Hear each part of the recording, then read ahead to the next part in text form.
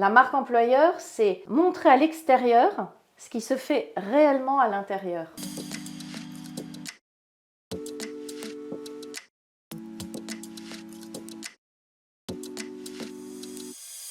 Bonjour et bienvenue dans ce nouvel épisode de Culture Responsable, l'émission qui parle de la responsabilité des entreprises sur des enjeux RH, des enjeux RSE. Aujourd'hui, on accueille Christelle Defoucault. Alors Christelle, tu es experte en marque employeur, auteure, conférencière, influenceuse. Tu as écrit un livre sur la marque employeur, Les 7 leviers pour renforcer votre pouvoir d'attraction avec Florence Marty aux éditions Erol. Tu es à l'origine de la conférence La marque employeur, même pas peur. Tu es aussi à l'origine de la masterclass Les 10 clés de la marque employeur que j'ai suivi. Très très bonne masterclass. Et enfin, dernier point, mais pas des moindres, tu es influenceuse LinkedIn avec 290 000 abonnés. C'est énorme. Est-ce qu'il y a beaucoup de personnes en France qui partagent le même nombre d'abonnés ?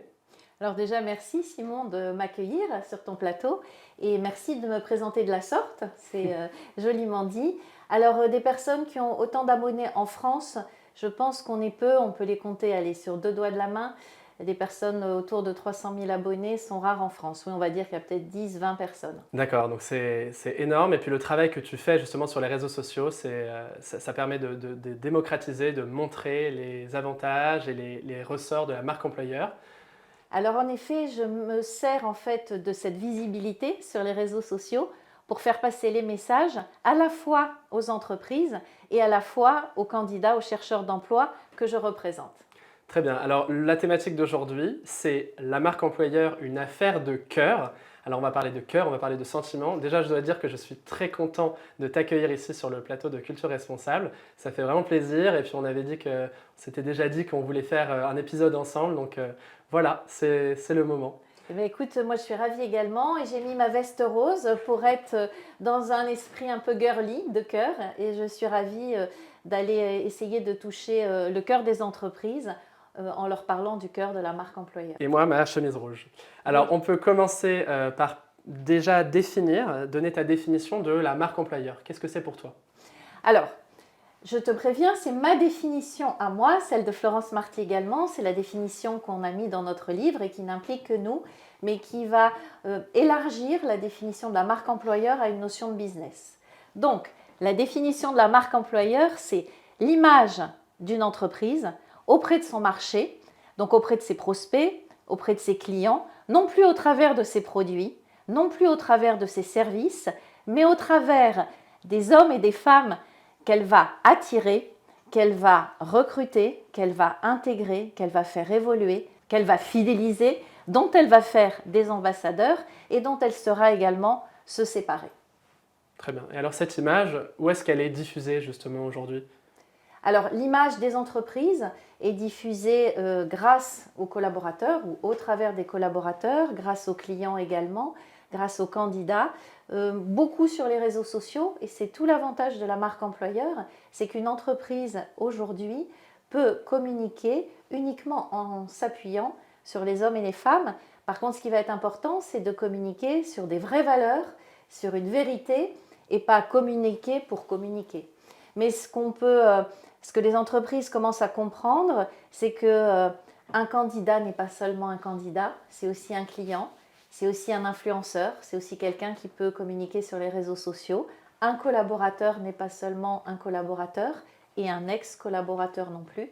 Donc, une entreprise qui va jouer sur sa marque employeur, c'est une entreprise qui va savoir s'appuyer sur les collaborateurs. Et alors, la marque employeur, la définition que tu apportes, c'est une définition très englobante. Parfois, on parle de marque entreprise. Est-ce que toi, tu émets une différence entre ces deux notions ? En fait, je trouve que c'est une bonne idée de parler de marque entreprise parce que moi, j'ai connu la marque employeur dans les années 90 parce que je suis vieille et je suis rentrée sur le marché du travail en 87 et aux États-Unis, on commençait à parler de la marque employeur en 90. Et la marque employeur, comme il y a le mot employeur, pour beaucoup de gens, c'est une histoire de RH, c'est une histoire de recruteur, c'est une manière d'attirer, de recruter. Mais la marque employeur, c'est beaucoup plus que ça puisque ça touche le marché business, le marché des futurs clients, le marché des prospects. Et dans la mesure où il y a cette notion de business, je trouve que ça serait intéressant de parler aussi de marque entreprise. Mais quand on dit ça, les entreprises disent mais non, la marque entreprise, c'est autour des produits, etc. Donc il y a encore un peu de chemin à faire. Mais déjà, tu vois que tu me poses la question, ça montre qu'il y a cette notion de il faut aller au-delà du côté employeur. Oui, bien sûr. Et d'ailleurs, quand aujourd'hui la marque employeur et le marketing finalement des marques, il y a une frontière qui est très poreuse, je trouve, et on peut faire des parallèles entre le marketing et la marque employeur, vraiment axée beaucoup plus RH interne. Mais c'est pour ça qu'on observe un rapprochement entre le marketing RH finalement et le marketing stratégique, le marketing produit, le marketing service. Il y a un rapprochement puisque aujourd'hui les entreprises ne vendent plus, c'est ce que j'ai dit dans la définition. On peut dire qu'aujourd'hui les entreprises ne vendent plus un produit, ne vendent plus un service, elles vont vendre une manière de gérer les hommes et les femmes. Et ça, il faut l'entendre, et c'est aussi lié aux nouvelles générations qui recherchent des valeurs dans les entreprises, à la fois des valeurs par rapport à la manière dont on va appréhender le monde et dont on va laisser le monde, et la manière dont on va appréhender et traiter l'humain. Et moi, je ne connais aucune personne de mon entourage et des jeunes générations qui irait acheter même un produit génial à une entreprise maltraitante. C'est donc que c'est lié.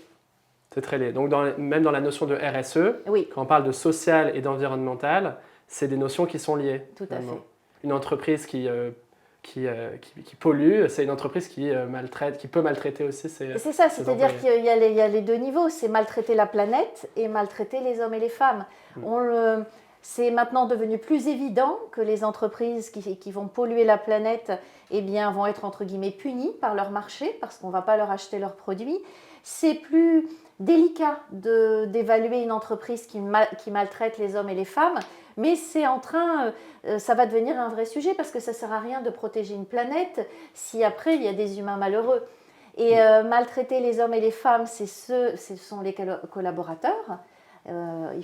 Une entreprise doit bien traiter ses collaborateurs, ses hommes, ses femmes, mais c'est aussi bien traiter ses candidats. Parce que, et ça on ne le faisait pas avant. Moi j'ai connu dans les années 87 la maltraitance des candidats, personne n'en avait rien à faire. Il n'y avait pas les notions de discrimination, il n'y avait pas toutes ces notions-là. Puis il n'y avait pas les réseaux sociaux, il n'y avait pas la parole qui était libérée. Maintenant, un candidat qui va être maltraité par une entreprise peut faire une petite publication sur un réseau social et quelque part, il peut faire couler une entreprise. Et Christelle, est-ce que tu penses du coup que le rapport de force est inversé, qu'aujourd'hui les demandeurs d'emploi, ou en tout cas les chercheurs d'emploi, comme tu aimes les appeler, ont justement l'avantage? Alors je pense que oui. Donc moi je pense qu'aujourd'hui le marché est inversé. On n'a plus l'entreprise dans sa toute-puissance et le demandeur d'emploi en position basse. Déjà on a un chercheur d'emploi, on a un offreur de services, on a un offreur de compétences. On a une entreprise qui est un peu plus à son niveau. D'un côté, il y a les besoins de l'entreprise et de l'autre, il y a l'offre de service du chercheur d'emploi. Et la rencontre se fait un peu comme une rencontre amoureuse. La rencontre va se faire et puis ça va matcher ou pas nécessairement matcher, mais il n'y a pas cette notion de je vais t'écraser, je vais te faire du mal, je vais te mettre en difficulté, c'est pour te tester, ce qu'on pouvait faire à l'époque, parce que même le meilleur candidat qu'on aura voulu tester sur ces sujets-là pourra dire mais moi je ne vais pas dans une entreprise qui me maltraite en entretien. Donc les rapports de force sont inversés dans cette position entre les deux, dans le fait que derrière chaque candidat il y a quelqu'un de dangereux aussi qui peut communiquer. Et puis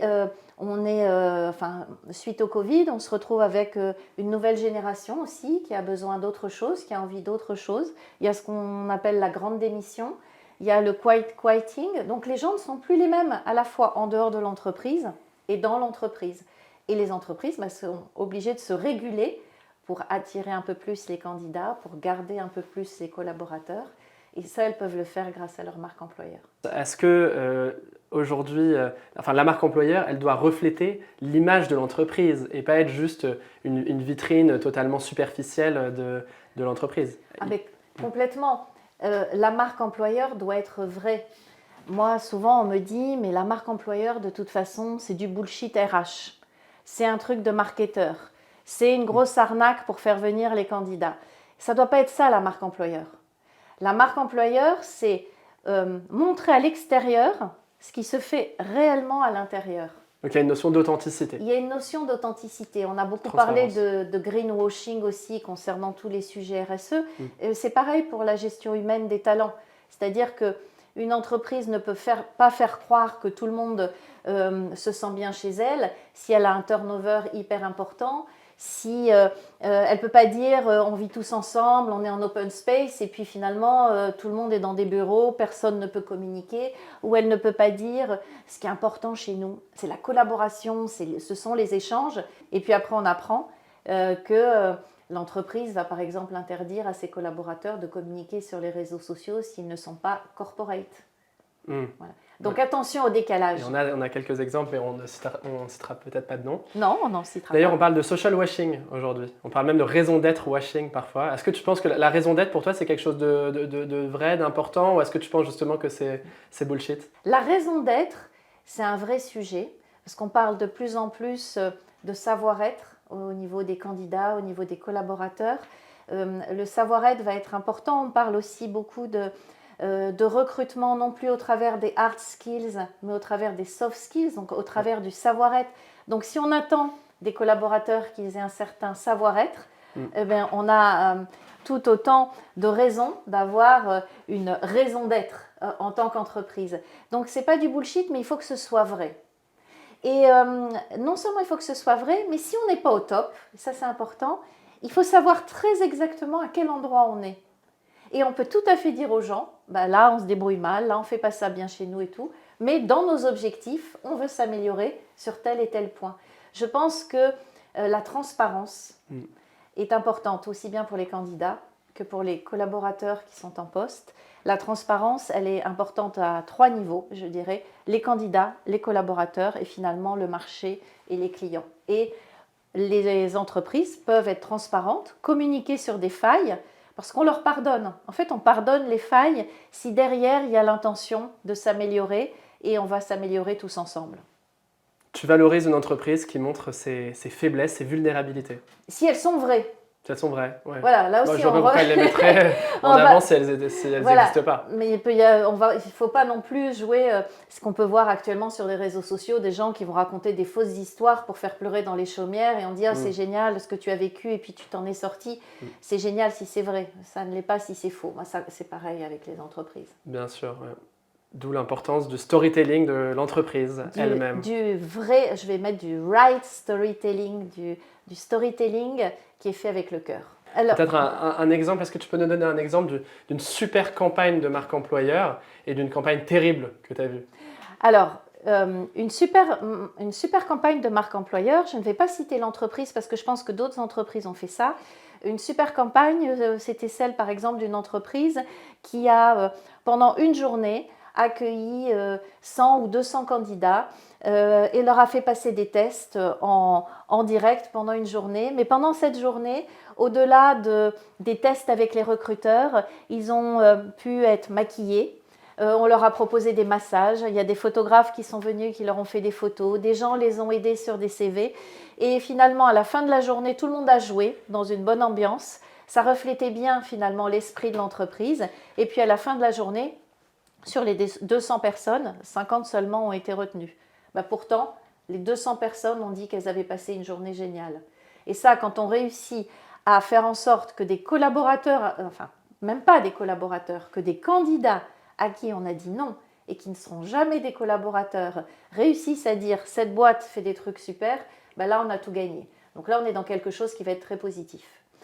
Maintenant, un exemple négatif de marque employeur, ça va être une entreprise qui va communiquer, par exemple, au travers de son dirigeant, au travers de sa page entreprise, sur l'importance de l'humain dans leur entreprise, sur leur raison d'être, justement, sur leurs valeurs.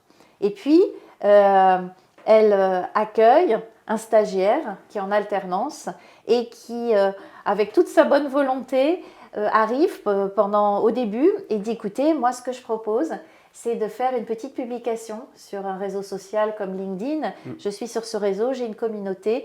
Je suis tellement content d'avoir trouvé mon alternance que j'aimerais beaucoup publier sur ce réseau. » Et là, le dirigeant dit Ah non, non, non, enfin, son N plus 1. Ah non, non, non, on va voir ça avec la direction. La direction dit, ah, on va aller voir avec le service RH. Le service RH dit, on va peut-être demander au service communication. Et le service communication dit, il est hors de question qu'un alternant communique en notre nom sur un réseau social.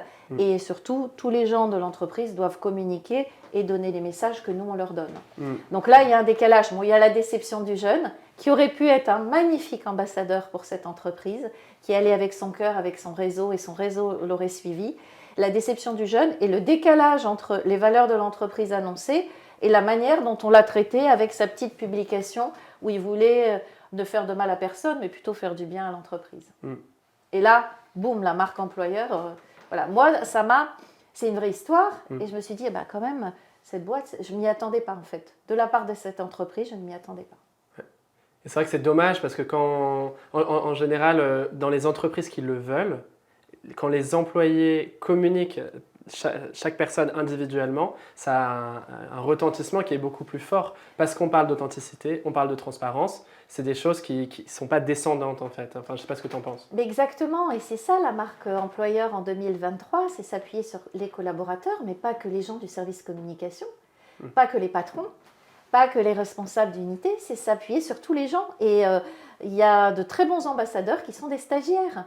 Une première mauvaise impression, et donc ça, on peut retrouver ça dans une relation amoureuse aussi. Exactement. Au premier date, est-ce que on parlait justement, on comparait la relation collaborateur-employé ou candidat-employé avec une relation amoureuse. Est-ce que la métaphore continue ou pas? Je trouve que la métaphore de la relation amoureuse s'applique vraiment pour les entreprises. Si on réfléchit, quand on rencontre quelqu'un pour la première fois, on va faire en sorte de les séduire. On ne va pas lui montrer tout de suite nos défauts. Si moi je suis une super mauvaise cuisinière, je ne vais pas tout de suite lui dire il faudra qu'on aille manger au restaurant tous les jours. Je vais mettre en avant ce qui est positif chez moi et surtout ce qui va l'intéresser. Donc s'il m'a choisi parce qu'on partage la même passion du même sport, je vais parler de ce sport. Et je trouve qu'une entreprise qui va à la rencontre d'un nouveau collaborateur et donc d'un nouveau candidat doit être dans la même approche. Donc par exemple, quand on a un processus de recrutement hyper long qui décourage le candidat, qui ne donne pas envie, c'est comme dans une relation amoureuse avec le premier rendez-vous, le candidat va fuir. Et c'est pareil dans l'entreprise avec les collaborateurs. Si on veut maintenir une relation amoureuse dans la durée, il faut tenir compte de l'autre, de son évolution, il faut lui proposer un parcours à deux. Il ne faut pas le laisser seul, on construit un avenir ensemble. Eh bien, je pense qu'une entreprise peut construire un avenir avec un collaborateur comme dans une relation amoureuse et il peut même y avoir un moment où les deux se séparent et ils doivent bien se séparer parce que dans une relation amoureuse, quand on garde de très bons contacts avec son ex, c'est mieux pour tout le monde. Et il faut laisser la chance à l'autre aussi. Je reprends une notion que j'aime bien chez toi, la période d'incompétence. C'est le fait de... Qu'est-ce que c'est en fait la période d'incompétence? Alors, la période d'incompétence, ce que c'est que les entreprises acceptent que quelqu'un qui vient d'arriver, parce qu'on parle souvent d'onboarding, alors l'onboarding pour des gens ça va être un welcome kit, t'as ton bureau, t'as ton ordi, t'as ceci, t'as cela, on va manger tous ensemble, ok, ça c'est de l'onboarding, mais les entreprises n'acceptent pas assez de donner du temps aux collaborateurs qui arrivent. Et cette notion de temps, c'est accepter l'incompétence. Personne n'est bon la première fois. On a besoin d'être formé, on a besoin de regarder ce qui se passe, on a besoin de temps. Et ce temps-là n'est pas donné. Et donc, ce qui se passe dans certaines entreprises, c'est qu'on a des collaborateurs qui sont des nouveaux collaborateurs qui vont même envisager de se sauver parce que très vite, on leur demande quelque chose qu'ils sont incapables de faire. D'accord. Et on en parle du ghosting de nouveaux collaborateurs, des collaborateurs qui te disent je vais fumer une cigarette et qui ne reviennent pas. Parce qu'en fait, ils ont peur et ils sont dans un processus de fuite. Donc, si je devais donner pour moi le plus grand secret pour réussir un onboarding, c'est accepter la période d'incompétence du nouveau collaborateur, même s'il est senior, même s'il a déjà fait ce métier, même si c'est un pro dans son domaine. Il a besoin d'apprendre comment fonctionne l'entreprise. Il a besoin de connaître les codes, de savoir où sont les différents éléments qui vont l'aider, comment s'appellent ses collègues, où se trouve le parking, où sont les toilettes, où est la cantine. Il a besoin de ces éléments pour travailler. Et ce n'est pas immédiat. Et donc le temps, comme dans la relation amoureuse, c'est notre allié pour construire quelque chose de durable. Christelle, comment est-ce que tu fais pour donner le pouvoir aux employés d'être des influenceurs et des porte-parole de l'entreprise? Alors, déjà, ce qui est important quand tu veux faire rayonner ta marque employeur et t'appuyer sur des collaborateurs et en faire des ambassadeurs, il faut déjà les identifier. Donc, essayer d'identifier quels sont les collaborateurs qui communiquent à leur manière et sur quel réseau. Il y en a peut-être un qui va communiquer sur Instagram, un sur TikTok, un sur Facebook et un sur LinkedIn. Donc, le mieux pour pouvoir identifier les collaborateurs, c'est de faire des formations. Tu les réunis tous autour d'une formation LinkedIn sur le personal branding. Alors, je dis ça parce que j'en fais beaucoup. Mais ils sont réunis, on parle de LinkedIn et on voit tout de suite ceux qui vont avoir une appétence pour tel ou tel réseau. Donc, tu les identifies. Et puis ensuite, une fois que tu les as identifiés, tu les formes. Tu les formes au secret de l'algorithme, à la manière de communiquer. Mais tu ne les formes pas en leur disant « je veux que vous communiquiez que pour notre entreprise ». C'est « je vous forme à faire votre personal branding sur tel réseau ». Ça va vous servir à vous, puisque c'est votre profil à vous, et ça va servir aussi à l'entreprise. Donc je dirais formation, alors identification, formation, et puis ensuite il faut leur donner du contenu ou pas, parce qu'ils peuvent avoir leur propre contenu. Et puis surtout, ce qui est important, c'est qu'il faut leur donner une grande liberté. Quand on veut que des collaborateurs deviennent de très bons ambassadeurs de l'entreprise en termes de communication, il faut les laisser libres de communiquer à leur manière. Il faut les laisser libres et il faut les appuyer. Un bon collaborateur qui va venir, qui fait une publication, c'est top si son dirigeant vient et met un petit commentaire. Si le service communication vient et met un commentaire et appuie sa publication. Donc il faut de la liberté, il faut de la solidarité, parce qu'on est en train de lui dire on est là et on va appuyer ta publication. Et puis il faut, je trouve, de la récompense. Je ne vois pas pourquoi les collaborateurs devraient communiquer une fois qu'ils sont rentrés chez eux, sur leur entreprise. Un collaborateur ambassadeur devrait pouvoir, dans son temps de travail, avoir un temps qui lui est dédié, durant lequel il va communiquer. Il va pouvoir être, on parle de la récompense, mais une récompense, ça peut être aussi orale. Il est remercié, on le félicite, on le met en avant, on en parle dans les réunions, on fait une petite vidéo de lui, pourquoi pas un article de lui, et puis on peut le remercier aussi financièrement par des cadeaux, c'est à voir. Mais il n'y a rien de pire que le collaborateur ambassadeur qui finalement travaille dans l'ombre sans être remercié par son entreprise. Alors on peut dire oui, il travaille pour lui, on ne lui a rien demandé. Mais c'est dommage parce que justement, quand on n'a rien demandé à quelqu'un et qu'il publie en notre nom, c'est là qu'on récolte tous les lauriers. Très bien. Et c'est un travail, c'est quand même un vrai travail. Il ne faut pas négliger le temps passé à créer de l'influence justement sur les réseaux sociaux au nom de l'entreprise. C'est très long. Est-ce qu'il faut dédier du temps justement à ce collaborateur pour qu'il puisse s'exprimer? Moi, je pense qu'il faut dédier du temps. Alors souvent, quand le collaborateur est déjà sur un réseau, il a déjà une visibilité, sa communauté le suit déjà, mais il faut lui donner du temps parce que c'est long de communiquer sur un réseau, parce que c'est pas juste je fais une publication, mais c'est aussi je réponds aux commentaires, et puis si je veux que les gens viennent commenter chez moi, je vais aussi chez eux, donc ça prend du temps.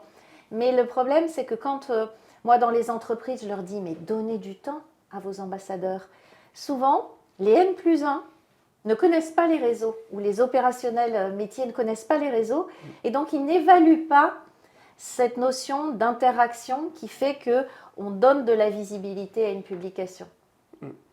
Et pour répondre à la question, est-ce qu'on peut faire du storytelling et presque du fake storytelling qui va plaire, donner de la visibilité et durer dans le temps? Personnellement, je ne pense pas. Je pense que les posts storytellés ont de l'avenir s'ils sont vrais, s'ils partent du cœur, si la personne qui les fait ne fait pas non plus que ça. Et puis, de toute façon, le faux se voit tout de suite. On le voit parce que quand quelqu'un publie et que c'est un très joli post avec justement du storytelling sur les valeurs humaines, etc., il y a des likes, il y a des commentaires et on voit très vite quand l'intention de la personne c'est juste de faire du buzz. Parce qu'elle répond au premier commentaire et puis ensuite, elle laisse tomber le post et elle refait une publication derrière. Moi, je pense que pour durer sur les réseaux sociaux, moi, ça fait plus de 7 ans que je publie et je pense que j'ai duré. Pour durer, il faut être aligné. Aligné entre qui on est, notre discours, ce qu'on exprime sur les réseaux et la vraie personne que l'on est dans la vraie vie ou la vraie entreprise que l'on est dans la vraie vie. Pour résumer, quel conseil tu donnerais aux entreprises? Et en fait, quelles sont les préoccupations réelles des chercheurs d'emploi aujourd'hui auxquelles doivent répondre les entreprises? Alors, les entreprises ne doivent plus considérer quand elles recrutent les candidats comme des candidats. Elles doivent considérer que les candidats sont des clients, ou du moins des prospects. Donc elles doivent attaquer le marché des candidats comme on attaquerait un marché de prospects. Donc savoir quelles sont les valeurs des candidats qu'on souhaite attirer. Si on est une entreprise qui souhaite attirer plutôt une jeune génération, il va falloir communiquer avec les codes de la jeune génération. Ce ne sera peut-être pas sur LinkedIn, ce sera peut-être sur TikTok. Et si je parle des valeurs de mon entreprise, c'est peut-être justement tout ce que je fais par rapport à mon empreinte carbone en tant qu'entreprise. Oui. Ce que j'ai mis en place par rapport à la protection du climat, ce que j'ai mis en place au niveau des transports. Chez nous, les gens, quand ils se déplacent en France, ils ne se déplacent pas en avion, ils se déplacent en train. Voilà, c'est ça qui peut intéresser une certaine population, par exemple de jeunes. Si je suis une entreprise qui souhaite attirer des gens qui ont déjà de l'expérience, pourquoi pas des seniors, c'est peut-être autre chose que je vais leur vendre. Ça peut être aussi, si je veux que les gens restent chez moi. Par exemple, je veux attirer des seniors. Quand on sait que les seniors vont devoir rester longtemps sur le marché du travail, on va dire, les gens, chez nous, quand ils nous plaisent ou quand on leur plaît, on les garde. Et on fait en sorte qu'ils aillent jusqu'au bout et on fait en sorte... ça va attirer une certaine population. Dire aux jeunes que quand ils arrivent chez nous, on les garde et on les garde jusqu'au bout, c'est pas la bonne manière de leur parler. Oui. Donc en fait, il faut raisonner cible et il faut raisonner manière d'attaquer la cible. Et surtout, donner envie. Il faut donner envie aux gens de rentrer dans l'entreprise et puis d'y rester, de faire un petit bout de chemin. Et puis, tu parlais des grands secrets. Moi, je pense... Et avec Florence Marty, quand on a écrit le livre, on a été vraiment à la rencontre de très nombreuses entreprises. Je pense que le grand secret aujourd'hui de la marque employeur, contrairement à ce qu'on pense, c'est pas tellement bien traiter les candidats et savoir attirer. Moi, je pense que le grand secret, il est dans savoir se quitter. Parce qu'il y a quelque chose qui est terrible à l'heure actuelle, c'est qu'on se sépare bien des mauvais collaborateurs et qu'on se sépare mal des bons collaborateurs. Pourquoi ? Parce qu'on ne veut pas qu'ils s'en aillent. Sauf qu'un bon collaborateur qui ne veut plus rester, c'est comme en amour. Ça ne sert à rien de lui dire de rester. Et donc pour moi, le secret, c'est bien se séparer de ses collaborateurs, c'est garder de bonnes relations avec ses ex, et c'est de faire en sorte de faire du business avec les ex-collaborateurs, et aussi de faire en sorte que ces ex-collaborateurs deviennent ce qu'on appelle des salariés boomerang. Et donc ils aient envie de revenir, comme en amour. On fera en sorte d'appliquer tes bons conseils d'amour au travail. Voilà. Est-ce que tu as une ressource, un livre, une personne à suivre que tu pourrais nous conseiller ? Alors, je vais un peu prêcher pour ma paroisse, puisqu'on parle de la marque employeur. Dans la marque employeur, il y a un acteur, on n'en a pas parlé de cet acteur, on a parlé des collaborateurs, ambassadeurs, mais il y a un acteur qui est hyper important, c'est le recruteur. Parce que le recruteur, c'est finalement la première personne que les candidats vont voir et c'est lui qui va représenter l'image de l'entreprise. Que ce soit un recruteur d'un cabinet extérieur, que ce soit un recruteur propre à l'entreprise ou que ce soit un recruteur, un patron qui recrute pour sa boîte. Et donc, je dirais que si je devais donner une ressource pour tous les recruteurs de la Terre qui doivent donner envie aux candidats, je leur dirais de lire le livre que nous avons écrit dans ce sens avec Hélène Lee aux éditions Erol, qui s'appelle « Recruteur, 80 questions pour réussir vos entretiens ». De façon à ce que les entretiens ne soient plus des interrogatoires, de façon à ce que les entretiens puissent être des échanges. Et c'est un livre aussi qui permet aux jeunes recruteurs de se former et aux anciens recruteurs de se dire qu'ils n'ont peut-être plus la bonne manière d'appréhender le marché, d'appréhender la jeune génération. Et donc, ce livre, je pourrais le conseiller. Et si je devais conseiller de suivre quelqu'un sur LinkedIn, je dirais 2 personnes, 2 femmes, 2 co-auteurs. Donc Florence Marty qui travaille avec moi sur les sujets de marque employeur et Hélène Lee qui est une ancienne recruteuse, qui est formatrice de recruteurs et qui a écrit ce livre avec moi parce que justement, elle forme les recruteurs à devenir meilleurs. Et un recruteur qui est bon, eh ben, c'est quelqu'un qui va faire du bien à l'entreprise qu'il représente. Bon, très bien. On leur proposera de venir présenter leurs recherches, leurs livres ici sur le plateau. Et elles en Donc, seront ravies. on attend que ça, c'est une invitation en direct. Donc pour approfondir le sujet, on peut te suivre sur LinkedIn, on peut lire tes livres, les livres que tu as coécrits, et donc on peut suivre ta nouvelle masterclass, les 10 clés de la marque employeur. C'est une masterclass pour tous ceux qui à un moment doivent parler de marque employeur auprès de leurs clients, qui soient dans l'entreprise et qui ne savent pas trop comment prendre le sujet. C'est les 10 points essentiels pour tout comprendre sur la marque employeur. Je recommande la masterclass. Merci Christelle d'être venue, ça me fait vraiment plaisir. Merci Simon, c'était un super moment et j'adore parler de marque employeur avec le cœur. Bon, pour vous qui êtes restés jusqu'au bout, merci beaucoup d'être restés, merci de nous soutenir. N'hésitez pas à nous dire ce que vous en avez pensé en commentaire et puis abonnez-vous pour suivre les prochains épisodes. À bientôt. À bientôt!